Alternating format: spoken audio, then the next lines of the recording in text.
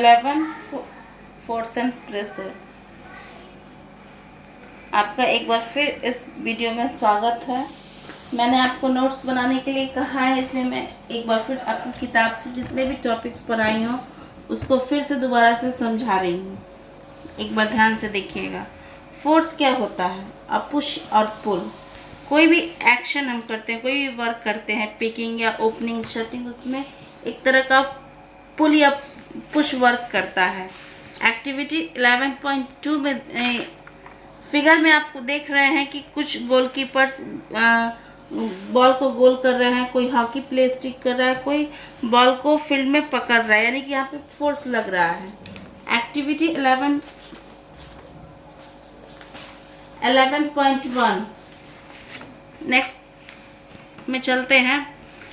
Activity 11.1 में दिया हुआ है, कुछ सिचुएशन दिए हुए हैं, उनको आपको डिफाइन करना है कि वो पुशिंग है, पुलिंग है, या लिफ्टिंग है, या ओपनिंग है, या जो भी है उसको डिफाइन करके आप नोटबुक में बना लीजिएगा। साइंस की भाषा में पुश और अ पुल ऑन अ ऑब्जेक्ट, किसी भी वस्तु को खींचना या पुश करना फोर्स कहलाता है साइंस की भाषा में। फोर्स क्या क्या कर सकता है? Force can do an interaction, force interaction कर सकता है। फिगर में आप देख रहे हैं एक व्यक्ति कार के पीछे खड़ा है, और कुछ देर बाद नेक्स्ट फोटो में आप देख रहे हैं कि उसको वो पुश कर रहा है। नीचे के फोटो में देखिए, दो स्टूडेंट आपस में झगड़ा कर रही हैं और तीसरे में घूम रहे हैं, यानी पुलिंग कर रहे हैं, किसी में पुश कर रहे हैं, और एक फिगर में व्यक्ति जानवर को खींच रहा है, पुल कर रहा है, यानी एक दूसरे के बीच इंट्रैक्शन है। यह force due to an interaction के कारण दो व्यक्ति आपस में दूसरे को पुल या पुश कर रहे हैं। नेक्स्ट में चलते हैं, नेक्स्ट पेज पे। एक्सप्लोरिंग फोर्स में क्या होता है कि जब फोर्स जो होता है अप्लाई होता है सेम डायरेक्शन में तो ऐड होता है, और डिफरेंट डायरेक्शन में अप्लाई होता है तो फोर्स जो है वो रिड्यूस होता है। फिगर में देख रहे हैं 11.2 जो एक्टिविटी है, उस फिगर में आप देखिए कि एक बक्से को दो व्यक्ति एक सेम डायरेक्शन से पुश कर रहा है। Force applied on a object in the same direction add to one another, यानी उसमें फोर्स क्या है, ऐड हो रहा है। लेकिन बी पिक्चर में देख रहे हैं कि दो व्यक्ति डिफरेंट पोजीशन से फोर्स लगा रहे हैं, तो इसमें फोर्स जो है वो अपोजिट डायरेक्शन से लगा रहे हैं, तो वहाँ फोर्स जो है वो सब्ट्रैक्ट हो रहा है या डिक्रीज हो रहा है। और 11.5 फिगर में देखिए कि एक रोप को दोनों टीम जो है इक्वल फोर्स लगा रही है, यानी कि the strength of force is equally expended by it magnitude, यानी कि जिस हिसाब से हम फोर्स लगाएंगे, जिस डायरेक्शन में फोर्स लगाएंगे उस हिसाब से वो ऐड या सब्ट्रैक्ट होगा, वो एक्सप्लोरिंग फोर्स है। उसके बाद चलिए देखते हैं 11.4। A force can change the state of motion, यानी मोशन को चेंज कर देता है, गति को चेंज कर देता है। जब बॉल रेस्ट की अवस्था में होती है तो उसका स्पीड 0 होता है, लेकिन जब उसको गोलकीपर या जो फुटबॉल वाले प्लेयर होते हैं जब उसको किक करते हैं तो वो काफ़ी तेज़ी से बढ़ता है, यानी कि उस फोर्स के कारण पुल करने के बाद उसका जो मोशन है वो चेंज हो जाता है। अगर a force applied on object में change speed if the force applied on the object is in the direction of it motion the speed of object increase. अगर बॉल को हम उसके अपोजिट दिशा से अगर बॉल को हम रोकते हैं तो उसका स्पीड स्लो हो जाता है, यानी डिक्रीज हो जाता है। उस स्टेट भी चेंज हो सकता है और स्टेट ऑफ मोशन भी चेंज होता है। उसके बाद force can change the shape of an object के शेप को भी चेंज करता है, जैसे कि a lump of dough on plate, spring fixed to the seat of bicycle, a rubber band suspended from a hook nail fixed on wall, a plastic or metal scale placed between two bricks, अगर आप आटा गूंथते हैं तो उसका change होता है, उसके बाद रबर बैंड को खींचते हैं तो चेंज होता है। वो सारी यानी कि फोर्स लगने से क्या होते हैं, शेप भी चेंज होते हैं। यानी कि फोर्स क्या कर सकता है, तो फोर्स इंट्रैक्शन करता है, फोर्स ऐड होता है, सब्ट्रैक्ट होता है, दूसरा मोशन भी चेंज कर देता है, और तीसरा उसका शेप भी चेंज करता है। क्योंकि फोर्स दो बॉडीज के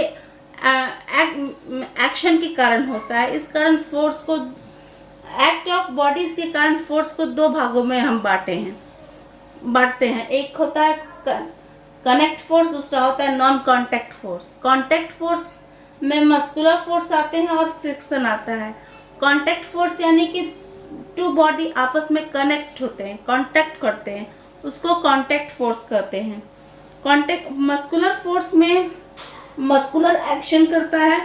यानी कि जब आप देखते होंगे कि कोई जानवर के पीठ पे हम कोई चीज़ लाद देते हैं, बैल या खेत जोतता है, या पहले बैल कोई भी सामान लेके आता है, तो या आप नदी से या कुआं से पानी खींचते हैं, वाटर जो खींचते हैं, तो आपका मस्कुलर फोर्स काम करता है, यानी वहाँ मस्कुलर वर्क करता है, उसको मस्कुलर फोर्स कहते हैं। एनिमल्स या ह्यूमंस या बर्ड्स, मस्कुलर फोर्स के कारण ही वो बर्ड्स जो है वो आसमान में उड़ते हैं, या कोई भी काम को हम परफॉर्म करते हैं मस्कुलर फोर्स के कारण ही।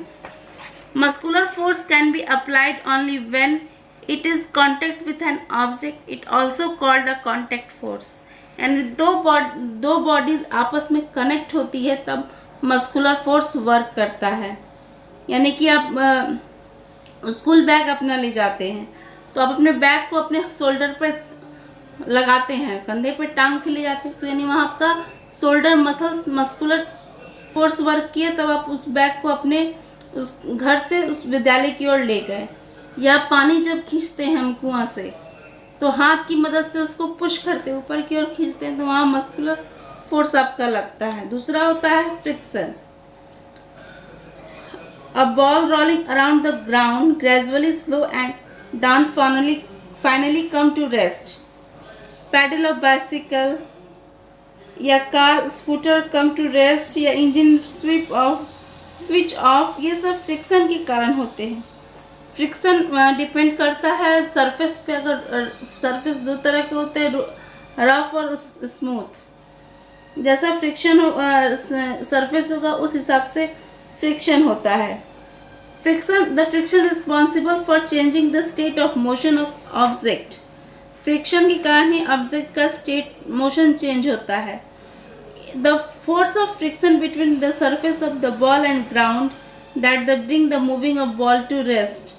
जब हम बॉल को फर्श पे फेंकते हैं तो वो फ्रिक्शन के कारण तेजी से दौड़ के जाता है, लेकिन कुछ समय के बाद वो धीरे से रेस्ट की स्थिति में आ जाता है, यानी कि वो फ्रिक्शन के कारण ऐसा होता है। The force of friction always act on all the moving object and its direction is allows opposite to the direction of motion.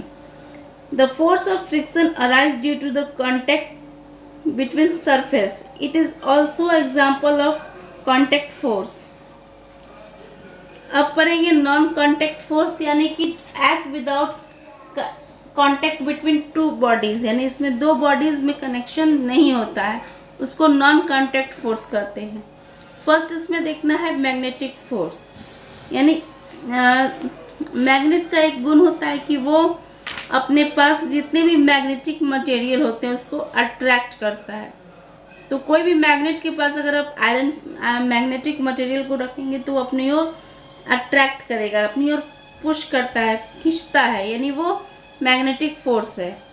आपके पास मैग्नेट है और आयरन का कोई भी सामान, आपके घर में काटी होगा, नेल होगा या सुई होगी, उसको आप मैग्नेट के पास ले जाइएगा तो वो उसमें अट्रैक्ट होगा, उसमें चिपक जाता है, यानी वो मैग्नेटिक फोर्स के कारण होता है। उसके ये नॉन कांटेक्ट फोर्स है, यानी कि इसमें दो बॉडीज आपस में कनेक्ट नहीं हुई है, एक दूसरे को देखकर आई है। उसके बाद है इलेक्ट्रोस्टैटिक फोर्स, यानी कि कोई भी चीज़, आप सूखे बाल को कंघी से झाड़ते हैं तो और उसके बाद उसको किसी चीज़ से टच कराते हो तो वो पेपर या कोई भी चीज़ तो उसमें चिपक जाता है। यानी कि कोई भी बॉडी जब चार्ज हो जाता है, वो स्ट्रॉ हो, कंघी हो या पेपर हो, तो उसको किसी अन्य ऑब्जेक्ट से हम जब उसके पास ले जाते हैं तो वो एक्सचेंज कर देता है अपने चार्ज को। उसको इलेक्ट्रोस्टैटिक फोर्स कहते हैं। उसके बाद है ग्रेविटेशनल फोर्स। कोई भी ऑब्जेक्ट जब हम गिरता है तो डायरेक्ट अर्थ पे जाता है। यह फोर्स ऑफ ग्रेविटी या ग्रेविटी के कारण होता है। ऐसा इसलिए होता है कि अर्थ के पास ग्रेविटेशनल फोर्स है, वो कोई भी वस्तु को अपने पास खींचती है। जब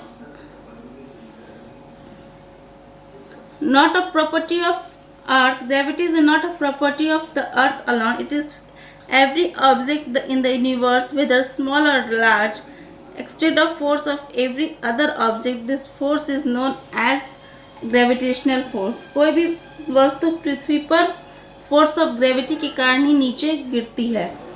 किताब से हम इसलिए आपको पढ़ा रहे हैं, उद्देश्य इसलिए है पढ़ाना ताकि आप जितने भी मेन पॉइंट्स हैं उनका शॉर्ट नोट्स बना लीजिए और उसको अच्छी तरह से याद कीजिए। नेक्स्ट वीडियो में आगे के टॉपिक प्रेशर को देखेंगे। Thank you.